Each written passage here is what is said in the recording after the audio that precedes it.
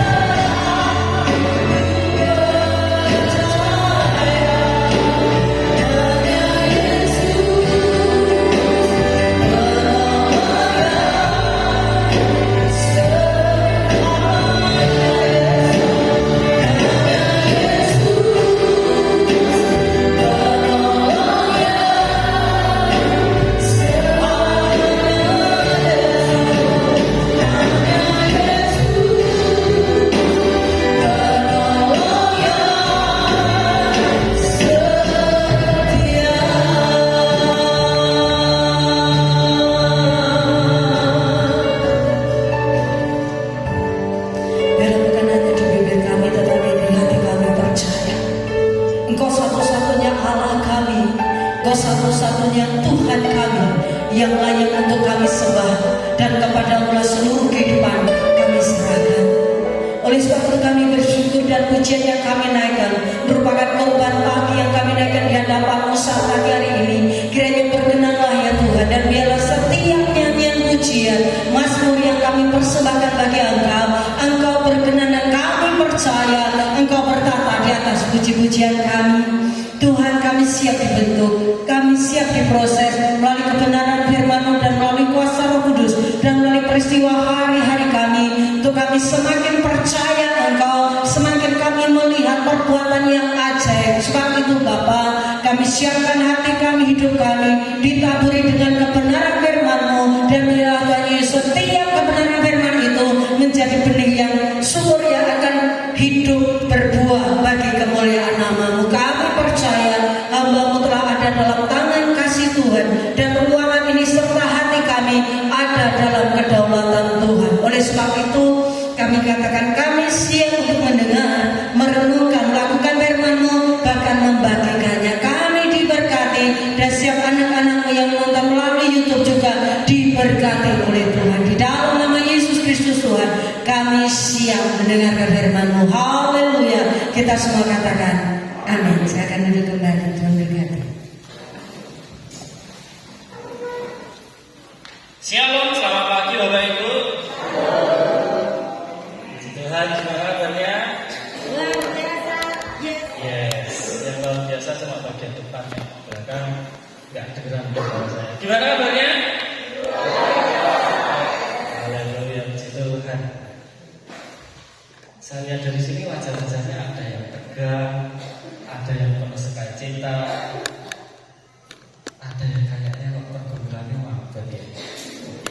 Tapi biarlah walaupun kita banyak pergumulan, kita punya banyak masalah, kita tetap hanya percaya kepada Tuhan. Kita tetap gandul Gusti. Amin.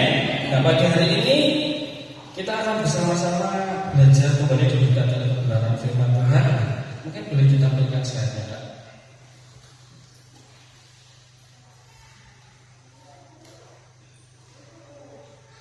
Oke, Bapak Ibu saya mau tanya, ada yang pernah lihat gambar ini?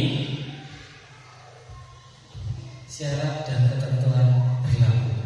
Biasanya di mana Bapak Ibu bertemu dengan tulisan atau kata-kata seperti ini, syarat dan ketentuan berlaku? Di Alfamart, Shopee. Oke, ada lagi yang lain? Di bank, di toko online, pastinya ada ya. Nah, yang tidak jarang juga diketemukan biasanya di kertas garansi, ya loh. Terus kalau nggak gitu biasanya ada di kwitansi, tapi kwitansi bahasanya beda. Barang tidak dapat dikembalikan kecuali ada perjanjian. Berarti kan ada syarat, ada ketentuan yang harus dipenuhi oleh si pemegang kartu, pemegang, kalau sekarang mungkin HP ya. Kalau mau klaim garansi HP, syaratnya nggak boleh kena air, ya toh. Yang kedua, nggak boleh kena benturan atau jatuh. Yang ketiga, apalagi biasanya saya ngerti benturan HP, nggak boleh kena air, nggak boleh kena getaran, nggak boleh kena benturan yang terlalu keras. Kenapa? Ya kan produsen nggak mau rugi loh Bapak Ibu. Engkau kita ajak renang terus kita klaimkan, minggu depan kita renang lagi, kita klaim lagi, kan dia rugi loh. Nah, karena itu ada syarat, ada ketentuan yang berlaku bagi segala sesuatu yang ada di dunia ini. Contohnya lagi, contoh nih, biasanya sering buka aplikasi pasti tahu Shopee biasanya ada 11-11 ya. Syaratnya harus belanja tanggal 11 bulan 11, maksimal jam 11 contoh. Nah itu nanti bisa dapat diskon sampai 11%, contoh ya. Nah ada ketentuan, ada syarat yang berlaku di sana supaya kita bisa mendapatkan apa yang kita inginkan. Harus ikut syarat dan ketentuan yang berlaku. Ada lagi. Nah ini sempat ngetren beberapa waktu yang lalu ketika saya SMP, saya SMK, bahkan baru-baru ini juga ngetren. Jadi katanya ini PT ini gosok di sini. Nah ini biasanya bentuknya kertas kecil hologram, ada hologramnya, nanti digosok-gosok ada dapat hadiahnya. Selamat Anda mendapatkan mobil Honda HR-V. Wah, lumayan ya. Kode hokinya ada di sini. Nah, layanan konsumennya nomor biasa. Oke. Ada yang pernah kena tipu di sini? Ada yang pernah kena apa ya? Penipuan yang seperti ini? Nggak, puji Tuhan. Saudaranya mama waktu itu pernah ke rumah, datang bawa ini, tapi dulu dari sabun bapakku ya, sabun cuci ya. Datang terus ada saudara mama yang lain. Ini nyolong cek no apa tenanan. Padahal sudah banyak sekali orangnya tertipu, orangnya kena tipu, kena apa ya? Ya itulah makanya kena tipu, tapi dia masih ngotot. Orang lagi tidak kena tipu, ini tekanan ada hologramnya. Nah, sedangkan sekarang sudah hampir semua kupon yang palsu sudah pakai hologram juga, Bapak Ibu. Hologram itu bukan sesuatu yang susah didapatkan sekarang ya. Sekarang kita ngapain aja bisa dapat hologram, tinggal minta. Oke, selanjutnya yang sering bepergian naik kereta api pastinya tahu. Siaran naik kereta api jarak jauh. Kalau udah vaksin booster nggak perlu PCR, nggak perlu rapid test. Tapi kalau masih dosis yang pertama dan kedua harus PCR. Dan apalagi kalau belum vaksin, tentu ada syarat dan ada ketentuan yang harus kita penuhi sebelum kita bisa melakukan sesuatu yang kita inginkan. Nah, contoh aja saya itu beberapa minggu yang lalu pergi ke Madiun naik kereta, dan puji Tuhan nih, saya udah vaksin booster. Di gerbang itu juga ditanya, Mas sudah vaksin? Sudah. Mana buktinya? Saya bukakan aplikasi Peduli Lindungi. Ini Pak, dan booster. Oh yes. Karena kalau saya belum booster, kan saya masih dimintai PCR lagi Bapak. Nah, di dunia segala sesuatu ada syarat, ada ketentuan yang berlaku. Nah, di sini saya juga ada, saya punya 2 coklat, yang kecil aja dulu. Nanti kalau mau yang besar kita beli bareng. Ada yang mau? Ada yang mau? Syaratnya yang mau datang ke sini. Ada yang mau coklat loh? Tak kasih tapi dengan syaratnya mau datang ke depan. Ayo ada 2. Ada yang mau? Ayo jangan mau. Oke, yang di belakang mungkin ada yang mau, silakan maju ke depan. Nah, ini loh. Ini ada yang mau 1. Ada lagi, masih ada 1. Kalau nggak ada nanti saya bisa sendiri yang makan. Enggak kayak Mas Ben. Yes, kerja. Ada sana. Balik. Maju. 1. Oke, terima kasih Mas Ben. Masih ada 1 loh, Bapak mau? Lah, kok Yusuf tinggal ya? Enggak apa-apa. Oke. Padahal saya tadi ekspektasinya itu bapak-bapak maju ke depan, ambil coklatnya dikasihnya ibu benso sweet. Baik. Harapan tidak selalu sesuai dengan kenyataan. Yes. Satu banget. Oke. Kalau kita di dunia aja kita mau mendapatkan sesuatu ada syarat, ada ketentuan yang berlaku. Minggu lalu kita sudah bersama belajar ya. Kalau kita suatu saat nanti ketika kita pulang, kita akan mendapat nilai, kita akan mendapat hasil dari ujian kita. Nah, pagi hari ini saya akan memberikan 1 tema, yaitu syarat dan ketentuan. Nah, syarat dan ketentuan dan syarat apa Mas? Nah, pagi hari ini kita akan belajar. Sebelum kita menikmati berkat yang kemarin minggu sudah dibagikan oleh Bapak Gembala, hasil dari ujian. Selama ujian ada syarat, ada ketentuan yang harus kita ikuti, yang harus kita lakukan supaya kita bisa mendapatkan hasil akhirnya yang terbaik. Yang pertama, apa sih syaratnya? Syarat yang pertama adalah percaya sungguh-sungguh kepada Tuhan. Yudas pasalnya yang pertama, ayatnya yang ketiga dan ayatnya yang ke-20.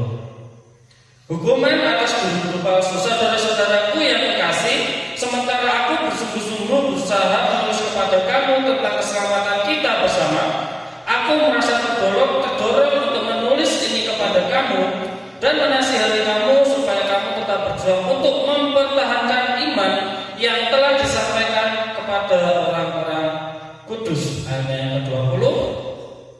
Akan tetapi kamu saudara-saudara yang kekasih, bangunlah imanmu, bangunlah dirimu sendiri di atas dasar imanmu yang paling suci dan berdoalah dalam Roh Kudus. Amin.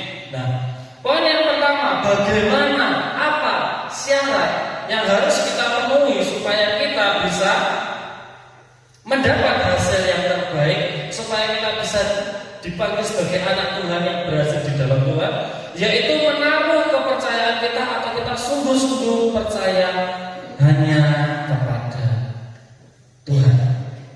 Ya.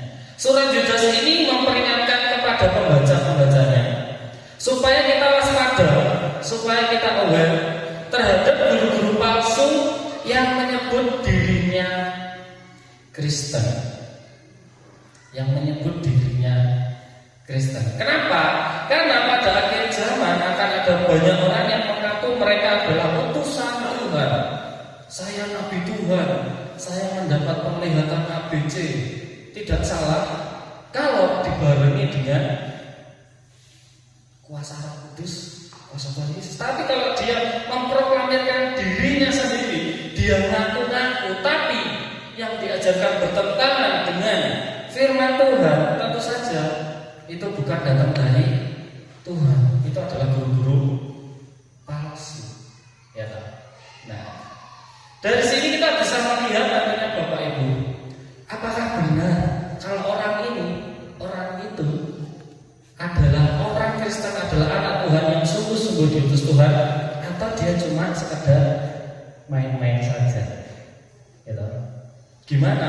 Kita akan lihat nanti di akhir, ketika nanti sudah banyak orang yang percaya kepadanya, apakah perbuatannya akan terjadi? Apakah yang dikatakannya akan terjadi? Atau cuma omong kosong belaka? Ya, sudah banyak contohnya di dunia ini. Yang agak terkenal mungkin Lia Eden itu. Saya nabi Tuhan. Saya juga bisa ngomong kayak gitu, saya nabi Tuhan. Bapak Ibu juga bisa, saya nabi Tuhan. Tapi tanpa adanya pengurapan yang dari Tuhan, tanpa diikuti kita takut, sungguh-sungguh percaya, sungguh-sungguh kepada Tuhan, sama saja kita sedang berbohong kepada banyak orang dan juga kepada diri kita sendiri.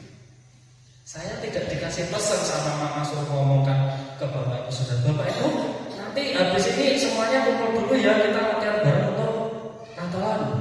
Nah, pesannya dari Mama loh, pesannya dari Papa loh. Sedangkan Papa dan Mama tidak memberikan pesan itu kepada saya. Berarti saya sedang berbohong, menyampaikan kabar kebohongan kepada Bapak Ibu Saudara semua. Kira-kira penak dibohongi apa penak diomongi secara jujur? Ya kadang-kadang ini kan dihapusin mas, karena biasanya bohong itu lebih manis.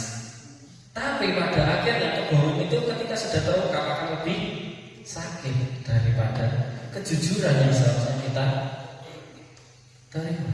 Nah, di dalam Yudas ini nanti kalau Bapak Ibu Saudara mau lebih teliti lagi, lebih dalam lagi, di dalam Yudas pasalnya yang pertama, ayatnya yang ketiga dan ayatnya yang ke-20, kata iman ini menggunakan kata dasar pistis atau pistos.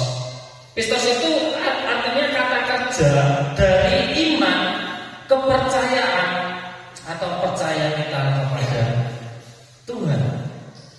Nah, jadi iman pistis itu bukan kata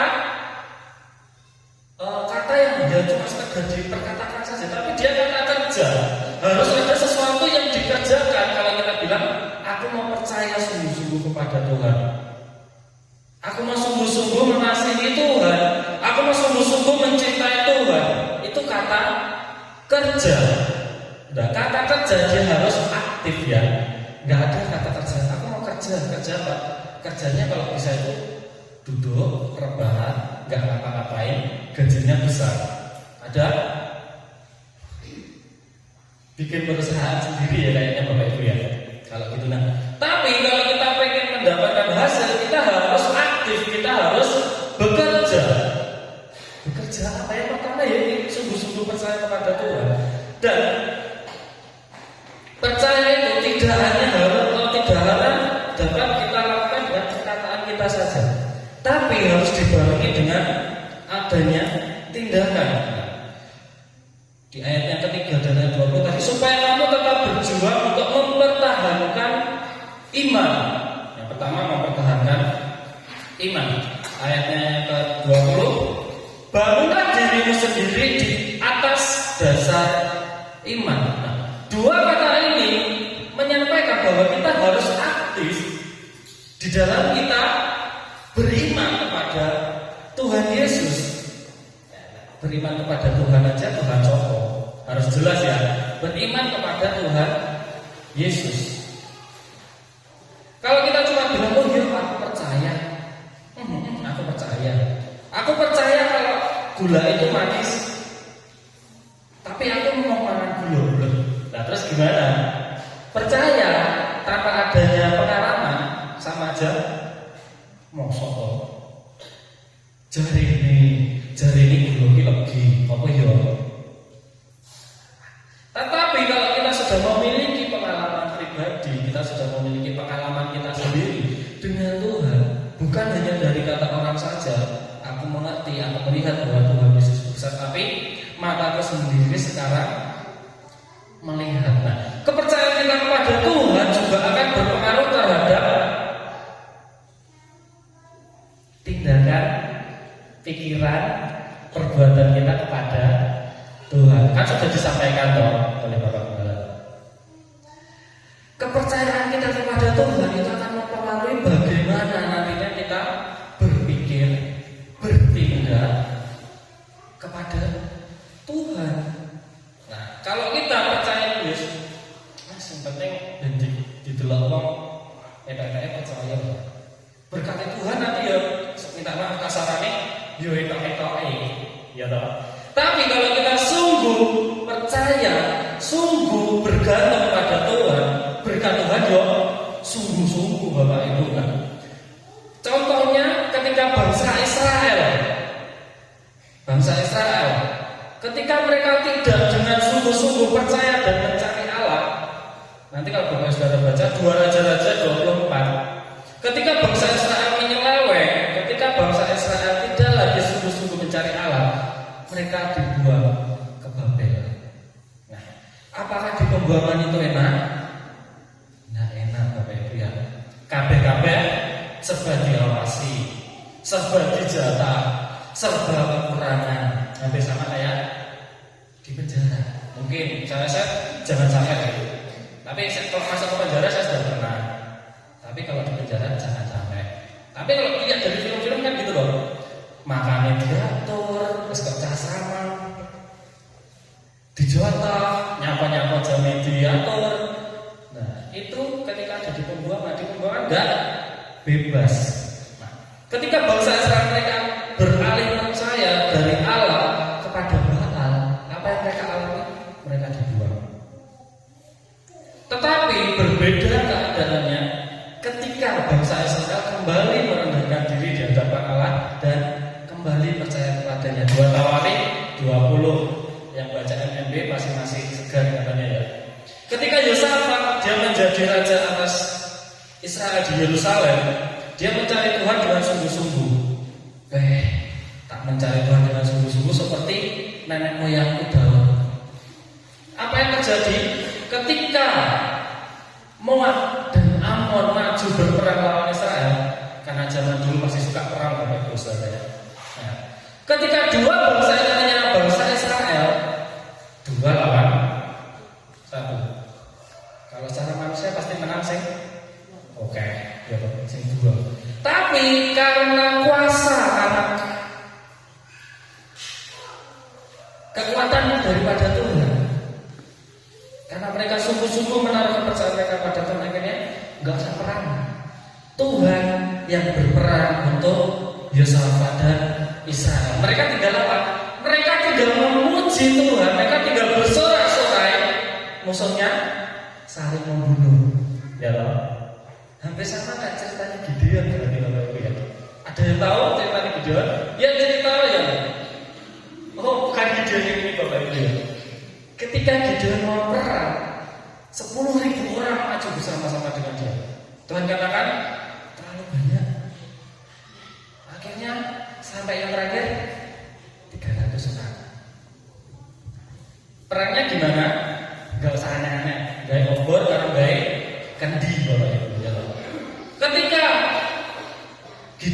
percaya kepada Tuhan, menaruh harapannya kepada Tuhan sungguh-sungguh, nggak usah berperang. Cukup meniup sangkakala trompet, buyung-buyung itu dipecahkan. Mereka berperang sendiri. Nggak perlu kita memerangi masalah kalau kita percaya kepada Tuhan. Tuhan yang akan berperang untuk kita.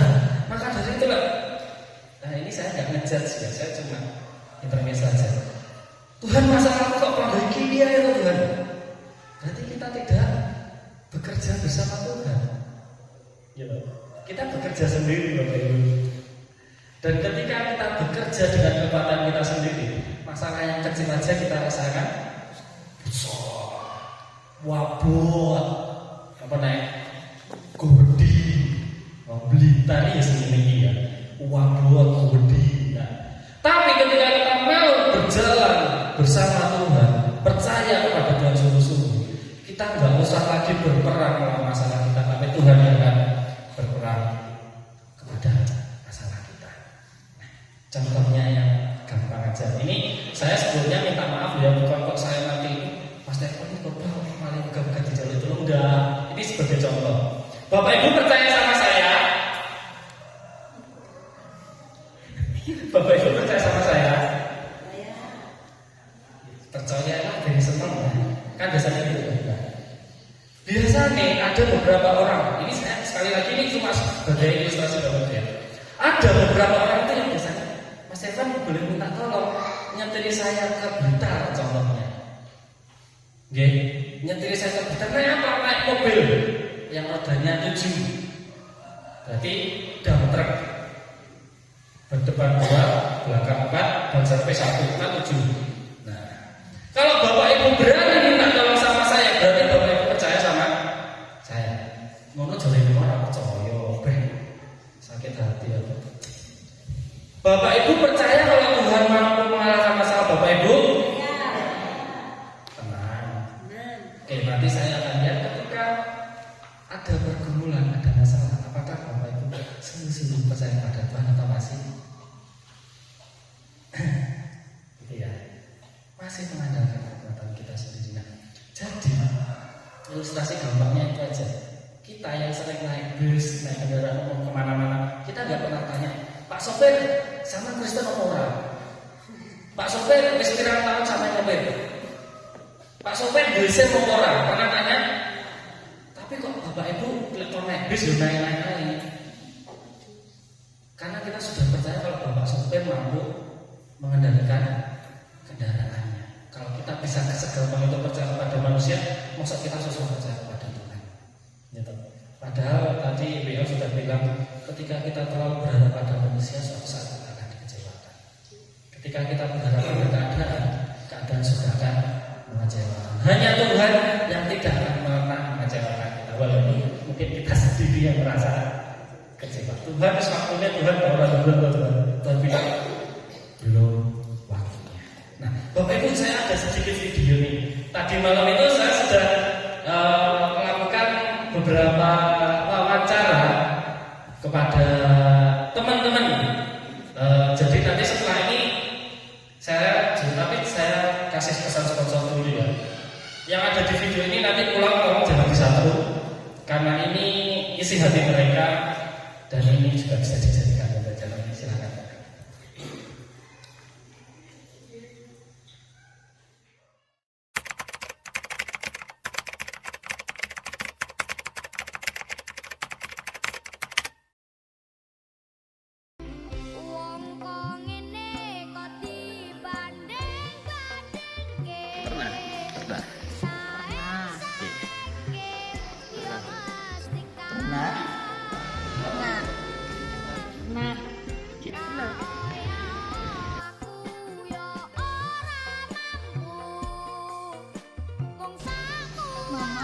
Banyak, tapi biasanya yang sering itu orang tua.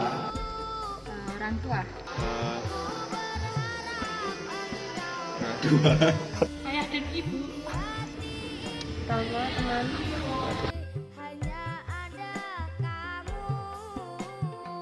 Kalau dulu waktu kecil biasanya dibandingkan dengan teman sekolah. Kalau udah besar sekarang mungkin sudah jarang, mungkin dibandingkan sama sedikit orang. Nggak sesering dulu waktu kecil. Teman. Tetangga. Sama anak yang lain, anak orang lain. Dengan orang lain. Keingat. Anak orang lain.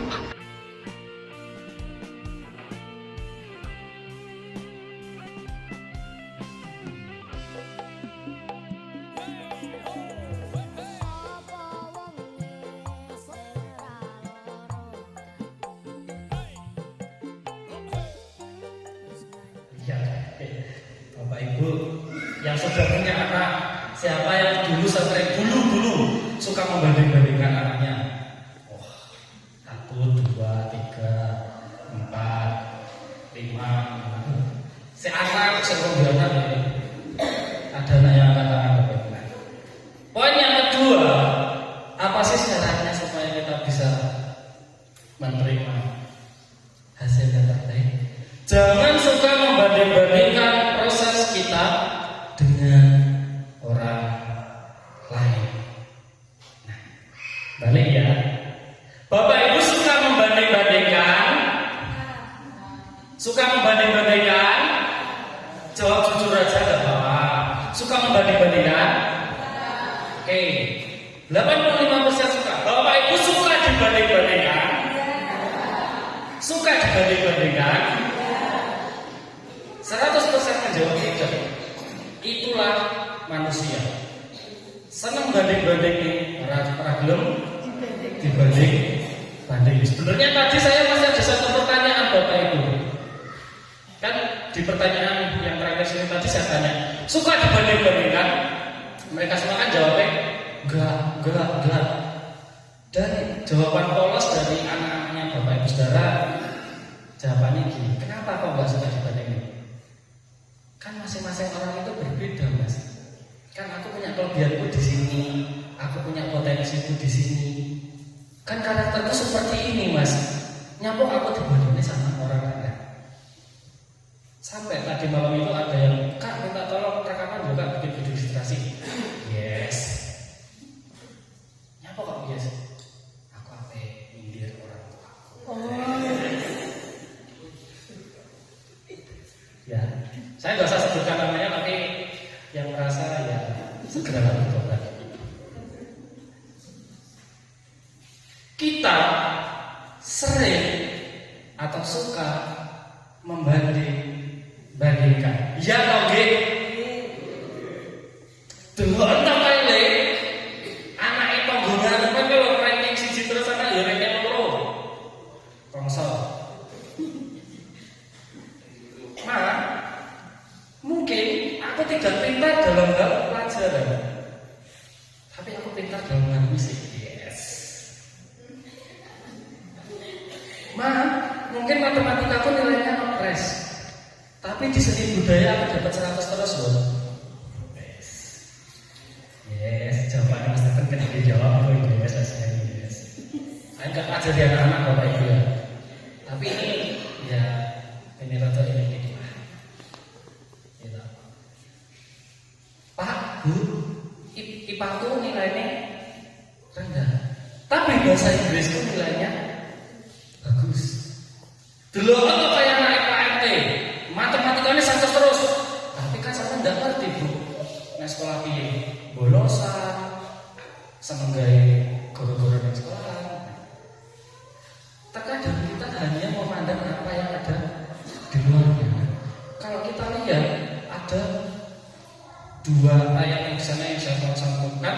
Yang pertama ayat sampai yang pertama sampai ayat yang terakhir. Nggak usah dibaca Bapak Ibu terlalu panjang, nanti waktunya habis cuma baca ayat aja.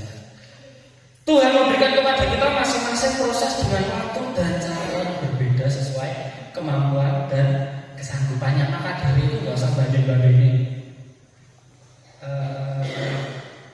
Yang pertama kita akan lihat dari kehidupannya Ayub. Nah, Ayub itu siapa sih?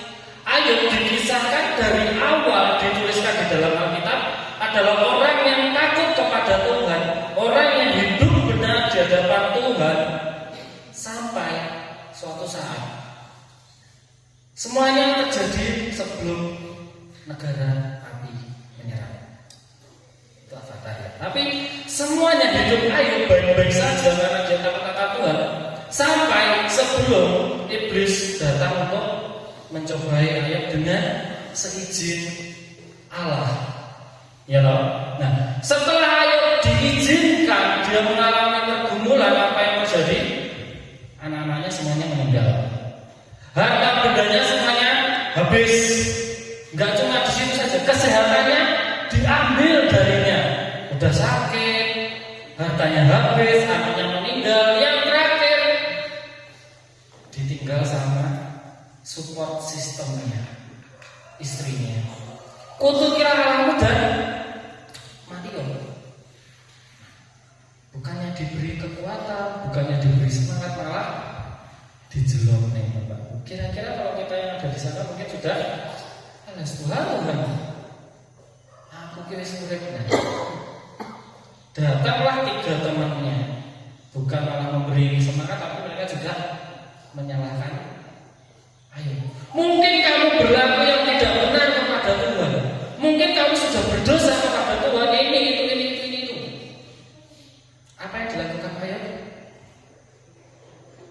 Walaupun semuanya kelihatan keadaan itu tidak sedang baik-baik saja, Ayub tetap percaya kepada Tuhan. Karena hidupnya sudah dari awal sudah ditopang Tuhan, dia berhasil, dia takut pada Tuhan. Bahkan ketika dia jatuh, walaupun sempat menyalahkan Tuhan, dia tetap takut kepada Tuhan. Ayub sempat jatuh, sempat menyalahkan Tuhan, sempat menyesali kenapa dia dilahirkan, sempat. Tetapi Ayub tidak tinggal dan tidak diam di sana. Setelah dia jatuh, dia bangkit lagi. Maka dari itu kalau kita lihat di ayat pasalnya yang terakhir, pasal-pasal terakhir itu, karena hidupnya sungguh-sungguh mengandalkan Tuhan, percaya dan takut kepada Tuhan, akhirnya Tuhan memulihkan segala sesuatu yang dimilikinya 2 kali lipat. Bahkan kalau nanti Bapak Ibu baca, anak-anaknya nggak ada yang secantik anaknya, nggak ada yang segagah anaknya Ayub. Kenapa? Karena hidup Ayub sungguh-sungguh mengandalkan Tuhan. Sebelum saya tanya yang kedua, tokoh yang kedua, kok aja sih Pak? Tokoh yang kedua adalah Raja Saul. Saul ini siapa? Saul ini adalah Raja Israel pertama yang diminta oleh orang Israel. Jadi bukan semerta-merta dia ditunjuk oleh Allah lalu jadi raja, enggak. Tapi karena orang Israel minta raja supaya apa? Supaya mereka sama dengan bangsa yang ada sekitarnya. Tuhan, bangsa yang ada sekitar kami itu punya raja semua loh Tuhan, kok kami enggak? Tuhan, kalau Tuhan kok diberkati terus ke aku orang? Prosesnya beda, berkatnya beda, pergumulannya beda. Ya toh, Saul dan Ayub pergumulannya juga berbeda Bapak Ibu. Kalau Ayub tadi dari awal dia sudah diberkati Tuhan, dijelok nih, dia tetap ikut Tuhan, prosesnya terus akhirnya jadi angkat lagi. Kita lihat si Saul gimana. Saul ini dia raja pertama oleh Israel yang diminta oleh Israel dan akhirnya ditentukan oleh Allah. Dia hanya seorang dari daerah Benyamin, orang biasa. Walaupun perawakannya memang lebih menarik daripada orang Israel pada umumnya yang ada di sekitarnya. 1 Samuel 9 dan 1 dan 2. Saul adalah orang pertama yang dipercaya Allah untuk menjadi raja Israel selama kurang lebih 40 tahun. 40 tahun dia menjadi raja atas Israel. Tapi 18 tahun ketika Samuel masih hidup, Saul berlaku benar di hadapan Tuhan. Dia mencari Tuhan dengan sungguh-sungguh karena Samuel masih hidup. Bagaimana dengan kita? Apakah kita sudah Bapak Ibu? Apakah Bapak Ibu sudah memberikan teladan yang baik, warisan yang baik kepada anak-anaknya? Nanti jangan sampai anak-anak Bapak Ibu seperti Saul ini. Selama Bapak Ibu saudara hidup, takut akan Tuhan tenangkan. Tapi ketika nanti Bapak Ibu saudara sudah diizinkan pulang, gimana dengan mereka? Nah, itu yang sering kali dibilang mama. Misalnya nanti mama nggak memberikan warisan secara duniawi. Dan kayak rumah, anak lemah, oke rumah macamnya. Nah, tapi warisan yang paling ditekankan mama adalah warisan rohani. Nah, ini saya nggak memuji-muji mama BNI Bapak Ibu ya, tapi ini sebagai contoh aja. Kalau aku udah contoh Bapak Abed, ya belum tentu sama. Yukifa bisa kena dijawab baru tulis bisa beda dia. Misalnya Pak, Mam. 18 tahun pemerintahan Saul yang awal, dia masih dibimbing oleh Samuel dan dia mencari Tuhan. Tapi di situ pun Samuel juga mendapati kesalahan kepada di hidupnya Saul. Ketika dia maju melawan bangsa Filistin, yang harusnya memberikan persembahan itu siapa? Orang pilihan Tuhan tuh, Samuel. Tetapi Saul dengan sengaja dia masuk. Kesalahan pertama. Setelah itu yang kedua, tumpaslah semua orang yang ada di sana, baik itu orang, baik itu ternak, habiskan. Raja Agab diselamatkan. Terus ternak-ternak yang terbaik disimpan supaya apa? Niatnya sih baik untuk persembahan Tuhan. Tapi dia melanggar perintah Tuhan, habiskan, lenyapkan. Dari dua kesalahan ini akhirnya setelah Samuel meninggal, Saul berubah setia dari Tuhan. Dia menyembah Allah bangsa yang ada di sekitarnya, Baal, dewa-dewa yang lain, dewa-dewa yang diciptakan di hadapan Tuhan. Akhirnya pada akhir hayat Saul, dia mati di medan perang dan matinya secara tidak terhormat. Ketika dia berperang, tentaranya sudah kalah, dia bunuh diri. Dari dua proses yang berbeda ini menghasilkan dua hasil yang berbeda juga Bapak Ibu. Nah, ini yang dari tadi saya ngomong, tapi ini sebagai contoh aja ya. Saya tuh sering mendengar omongan di luar sana, bukan cuma kita di dalam sana. Enak itu di keluarga pastori ya. Apa-apa enak, apa-apa duwe. Amin ya Pak, amin ya Pak, amin. Tapi Bapak Ibu tahu proses dibaliknya. Puji Tuhan, oh enak Bapak Ibu. Sampai kemarin itu saya sempat bilang sama mama, mana aku dengar ada orang yang membandingkan kita. Ayo Mak, diajak jalan Mak, sebulan ya Mak, kita jadi mereka, mereka jadi kita Mak. Piye rasanya Mak? Ya loh. Puji Tuhan loh Bapak Ibu, kalau Bapak Ibu sudah ada di sini, kami ada di pastor ini diberkati luar biasa. Ya diberkati secara materi, secara rohani, ya secara emosi.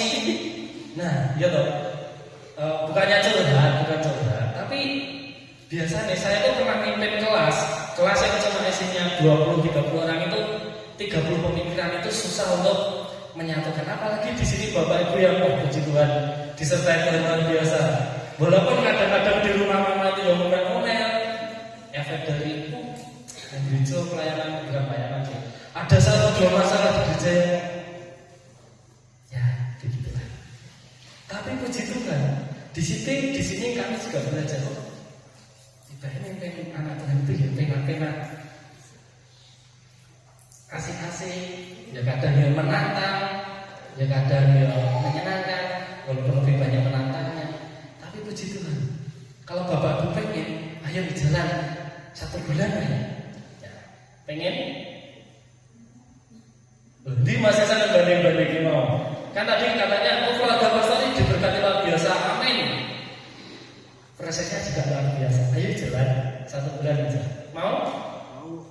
Oke, kalau yang mau nanti kita bisa ngobrol di belakang. Ketika kita suka membandingkan proses kita dengan orang lain, ada 2 kemungkinan. Kemungkinan yang pertama kita akan bisa lebih kuat. Oh, kalau keluarga ini, kalau bapak ini bisa melalui masalah itu, aku juga pasti harus bisa melalui masalah. Atau tipe yang kedua, Tuhan kan itu membuka tembok.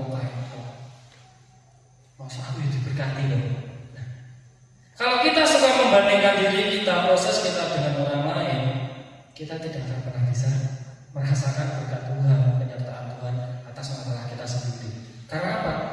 Karena kita membandingkan, kita menstandarkan masalah kita dengan orang lain itu sama, padahal sangat berbeda. Jadi di poin yang kedua ini, untuk mendapatkan hasil dari ujian kita, jangan suka membanding-bandingkan.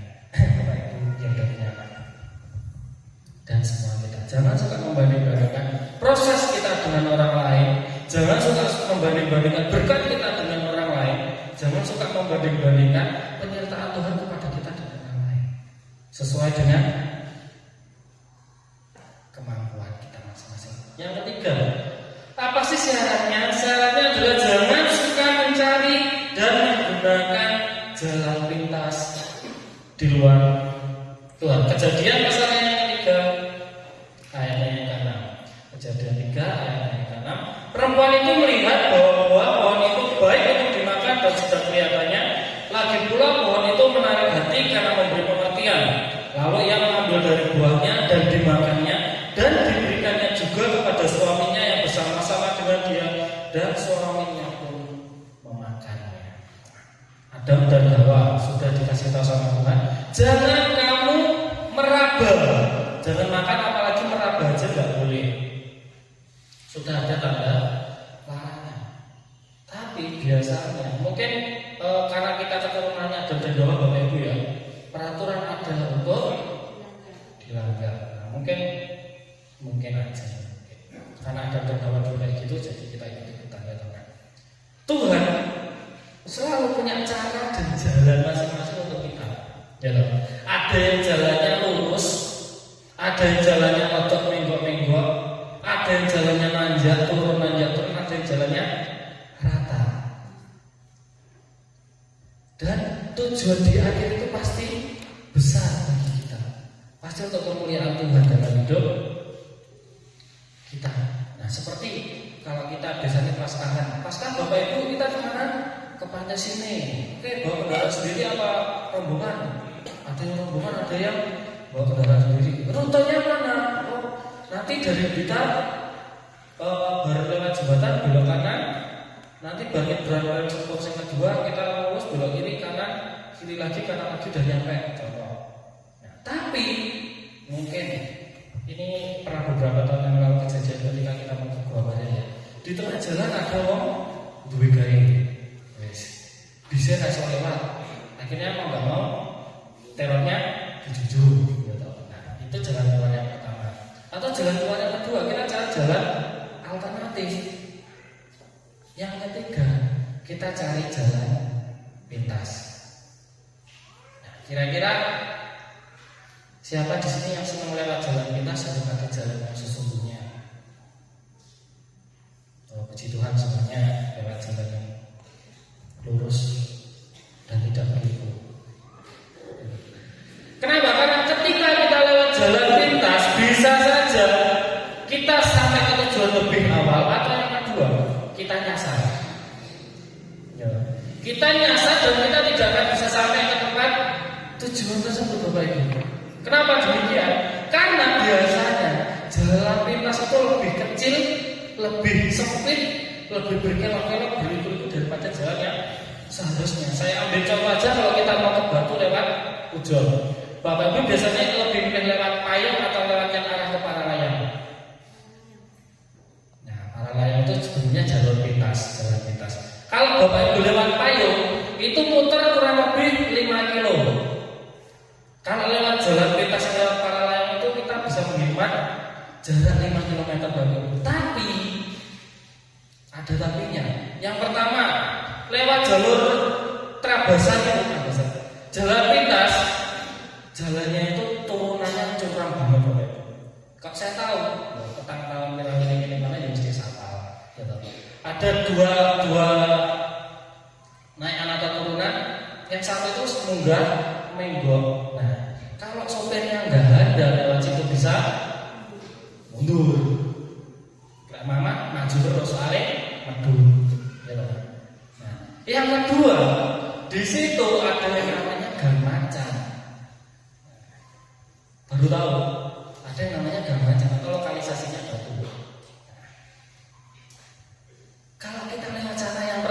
mungkin oke, kita bisa melewati turunan atau tanjakan yang terjal. Tapi yang kedua, ketika lewat jalan macet, apakah iman kita sekuat imannya Simpson? Apakah iman kita sekuat imannya Yusuf ketika ada sama tante Potifar? Nanti di pinggir jalan akan ada villa. Mas Firani mas, bahkan sampai saya pernah lewat sana di Uber bapak itu.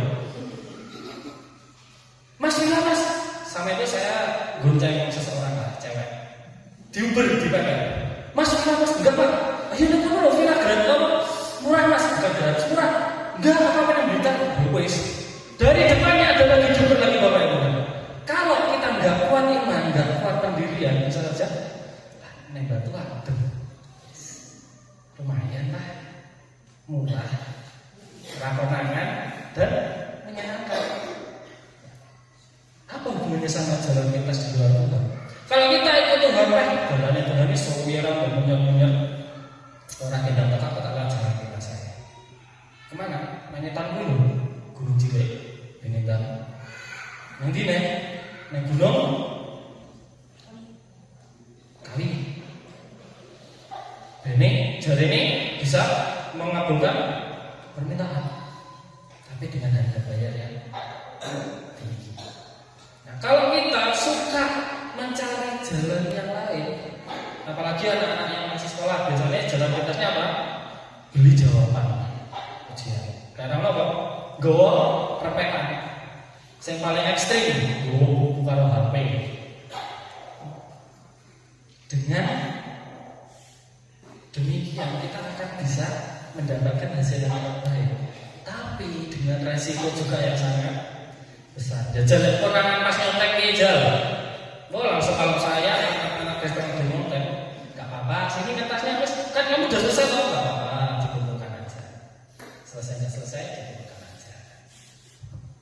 Untuk dijadikan pembelajaran. Kalau mungkin kita pernah demikian atau sudah mengajar kita. Nah, yang terakhir, yang keempat, bagaimana atau syarat apa yang harus kita lakukan supaya kita bisa menerima hasil yang sudah disediakan Tuhan? Jangan meninggalkan tempat ujian sebelum waktunya. 1 Samuel pasalnya yang ke-13 ayatnya yang ke-8 sampai yang ke-10. Ia menunggu 7 hari lamanya sampai waktu yang ditentukan Samuel. Tetapi ketika Samuel tidak datang ke Gilgal, mulailah rakyat itu berserak-serak meninggalkan dia. Sebab itu Saul berkata, bawalah kepadaku korban bakaran dan korban keselamatan itu. Lalu ia mempersembahkan korban bakaran. Baru saja ia habis mempersembahkan korban bakaran, maka tampaklah Samuel datang. Saul pergi menyongsongnya untuk memberi salam kepadanya. Nah, ini yang saya bilang tadi. Kesalahan Saul yang pertama adalah dia yang pertama meninggalkan tempat ujiannya dan dia melakukan sesuatu yang tidak seharusnya dia lakukan. Meninggalkan tempat ujiannya bagaimana? Di ayat yang ke-8 ia menunggu 7 hari lamanya sampai waktu yang ditentukan Samuel. Saul hanya butuh menunggu sampai Samuel datang. Tugasmu cuma satu, menunggu. Memang menunggu itu satu pekerjaan yang memang tidak menyenangkan Bapak Ibu ya. Tidak menyenangkan, membosankan, kok bangga komentarnya. Tapi mungkin itulah tempat ujian kita. Dan masing-masing dari kita pasti tempat ujiannya juga berbeda. Kalau kita janjian, Tendra, janjian juga. Nanti jam 1 siang kamu tak traktir Dra. Neng warungnya bagus Dra. Jam 1 ya Dra. Oke. Kami udah janjian. Nah, ketika saya sudah datang ke sana jam 1, terus Mas Hendra tiba-tiba jam 1:10 sudah datang. Tapi karena sudah menunggu 5 menit Mas Hendra pergi, apakah akan ketemu? Nggak ketemu nggih.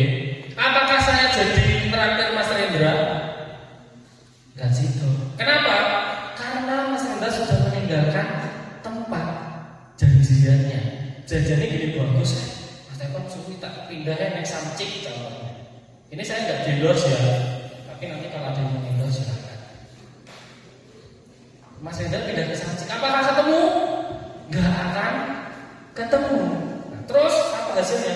Yo mas mau nggak mau Mas Hendra malah beli sendiri, Hendra ya. Nah, tapi kalau Mas Hendra mau sabar menunggu, mungkin nanti saya ketemu ya unjul-unjul roh itu mungkin lah. Tapi kalau mau sabar menunggu, pasti nanti dapat hasilnya. Demikian juga sama kita Bapak Ibu. Di mana sih tempat ujian kita saat ini? Mungkin tempat ujian kita di rumah, di keluarga, di tempat kerja, di lingkungan bermain, atau bahkan tempat ujian kita ada di diri kita sendiri. Apakah kita mau sabar menghadapi ujian, atau kita mau meninggalkan tempat ujian? Anak SD, SMP, SMA, bahkan anak perkuliahan pun kalau waktunya jam ujian itu neng ruang ujian. Kalaupun nanti dia sudah masuk, dia sudah menuliskan nama, nomor ujian, asal sekolah, terus dia keluar dan dia nggak kembali, dia akan dianggap gagal, dianggap nggak lulus. Kenapa? Karena dia meninggalkan tempat ujian sebelum waktu yang ditentukan. Nah, mungkin selama ini kita merasa ujian kita kok sama di situ-situ aja. Kok bahagia ya Tuhan?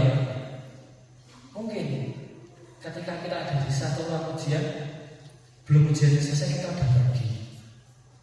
Sebelum ujiannya sudah selesai kita pindah tempat. Sebelum ujiannya selesai kita sudah menyerah duluan.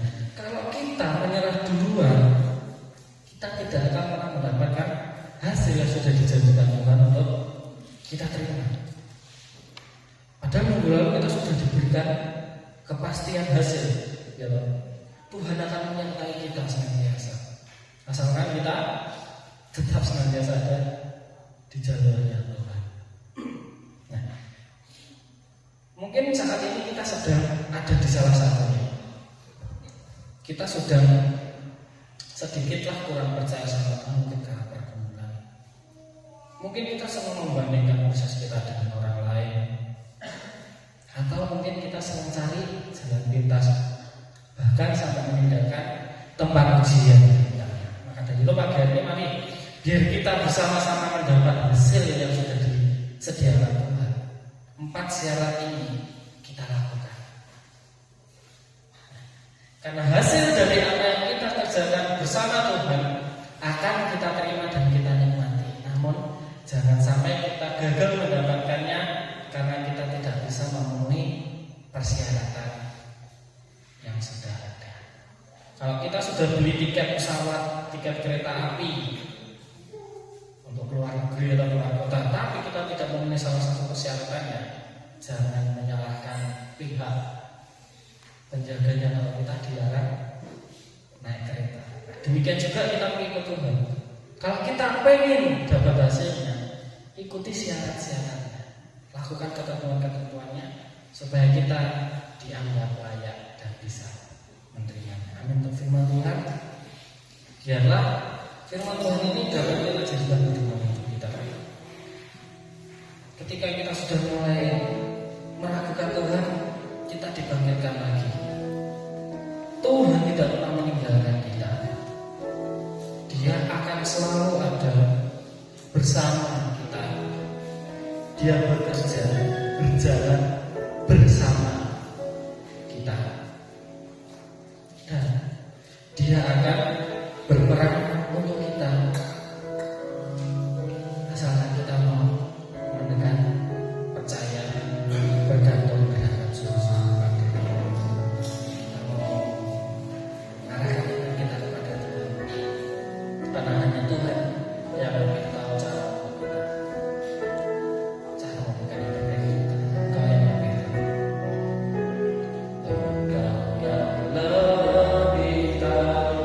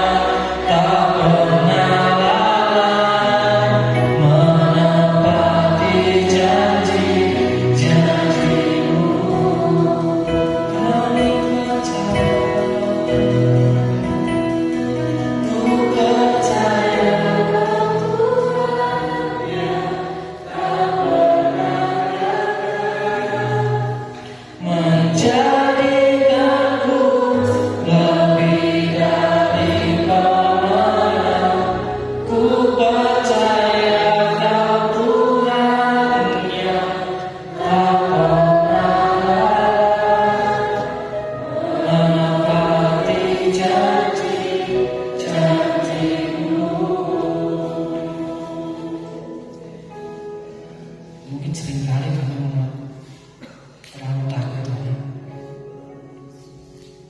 sehingga kami meragukan kuasa. Ampuni kami, sadarkan kami kalau Tuhan akan selalu ada bersama-sama dengan kami. Kami mau sungguh-sungguh percaya,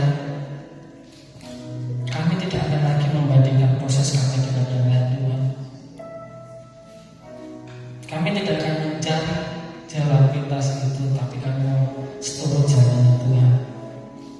Dan kami tahu ketika kami ada di tempat ujian, Tuhan juga ada di sana. Ketika pergumulan ada, Tuhan juga ada. Ketika kami bersuka cita, Tuhan ada. Ketika kami berduka, Tuhan ada. Karena kami yakin dan percaya Tuhan punya rencana-rencana yang terbaik untuk kami. Ajarkan kami lebih sungguh-sungguh percaya kepada Tuhan. Dan kami percaya bahwa janji-Mu tidak akan pernah Engkau ingkari. Dan hanya Engkau yang mampu menjadikan kami lebih daripada pemenang.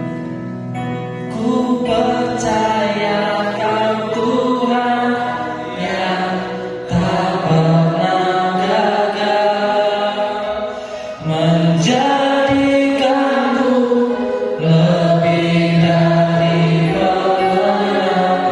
Ku percaya Kau Tuhan yang tak pernah lalai menepati janji-janji-Mu. Yang mau percaya, kita bangkit berdiri dan kita katakan, ku percaya Kau Tuhan yang tak pernah gagal menjadikanku lebih dari pemenang. Ku percaya Kau Tuhan yang tak pernah lalai menepati janji-janji.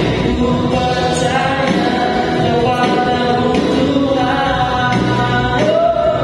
Ku percaya Kau Tuhan yang tak pernah gagal menjadikanku lebih dari pemenang.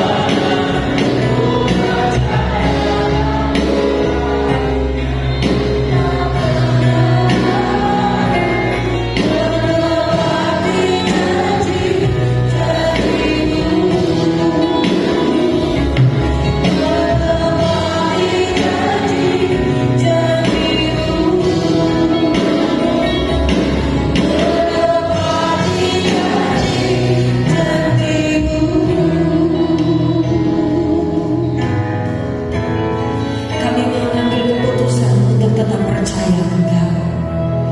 Karena kami menyadari ada begitu banyak tawaran-tawaran di luar untuk meragukan Tuhan. Tetapi oleh kebenaran firman dan kuasa Roh Kudus kami memilih untuk tetap mempercayai Tuhan. Sebab hanya dengan percayalah kami bisa mendapatkan Engkau. Dan dengan percaya kami bisa mendapatkan segala fasilitas kebenaran firman-Mu, janji-janji-Mu. Sebab itu Tuhan, sekali lagi Tuhan, biarlah mulai saat pagi hari ini komitmen yang sama akan kami pegang, bahwa akan kami hadapi apapun situasi yang ada bersama dengan Tuhan.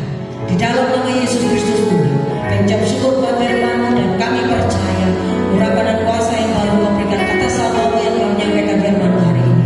Di dalam nama Yesus Kristus Tuhan, haleluya, amin. Silakan duduk kembali. Kami bersyukur Tuhan hari ini. Tuhan izinkan kami membuka dan bersama-sama di dalam persekutuan. Kami percaya pada kami ibadah yang menyenangkan Tuhan. Ujian kami, musik yang kami alunkan, apa yang kami naikkan kepada Tuhan, persembahan kami, firman-Mu sudah kami terima. Dan hari ini menjadi satu kekuatan bagi kami, agar kami terus mengikuti persyaratan-persyaratan firman-Mu. Kami hidup di dalam anugerah, kami hidup di dalam rencana, dan kami hidup harus patuh dan taat akan aturan-aturan lain, ya Tuhan. Memberkati anak-anak-Mu, baik yang sudah melayani kami, baik seluruh sidang jemaat Tuhan. Tuhan memberkati mereka sepanjang minggu ini. Pergumulan mereka Tuhan tahu, dan Engkau akan turunkan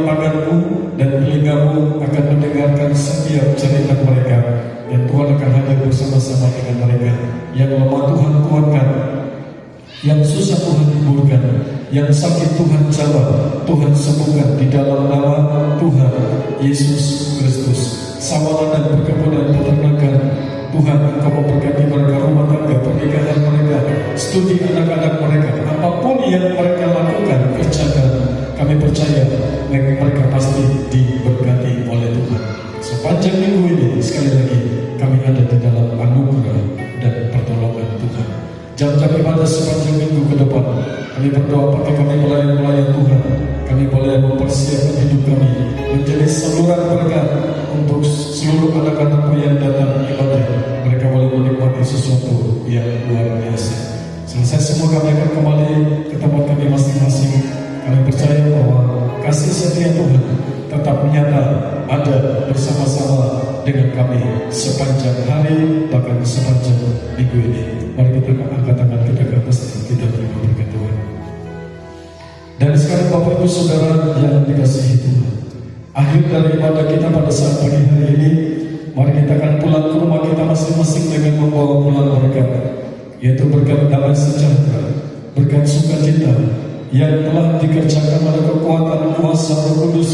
Kiranya boleh turun menyertai bahkan memberkati kita semua mulai saat pagi hari ini sampai Maranatha. Tuhan Yesus akan kembali kali yang kedua. Mari kita akan pulang ke rumah kita masing-masing dengan membawa pulang berkat, baik itu berkat rohani maupun berkat jasmani, di dalam nama Tuhan Yesus Kristus. Amin.